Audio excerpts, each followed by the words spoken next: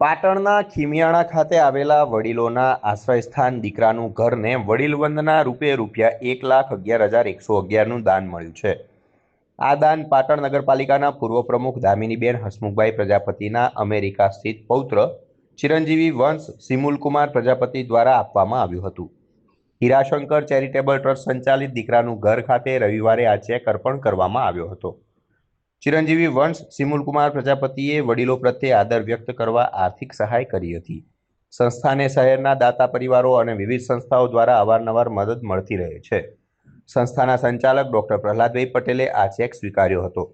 તેમણે અને આશ્રય લઈ રહેલા વડીલોએ દામિનીબેન હસમુખભાઈ પ્રજાપતિ અને તેમના પૌત્ર વંશ સિમુલકુમાર પ્રજાપતિનો હૃદયપૂર્વક આભાર વ્યક્ત કર્યો હતો. આ સેવા કાર્યમાં દામિનીબેન પ્રજાપતિની પુત્રી માલિની અને ચિરંજીવી ભવ્યા પણ સહભાગી બન્યા હતા. શ્રી પદ્મનાભ ભગવાન મંદિર ટ્રસ્ટના પ્રમુખ યશપાલ સ્વામી પણ ઉપસ્થિત રહ્યા હતા. તેમણે સંસ્થા પરિસરની મુલાકાત લીધી હતી અને વડીલો સાથે સમૂહ ભોજન ગ્રહણ કરીને આનંદની લાગણી વ્યક્ત કરી હતી.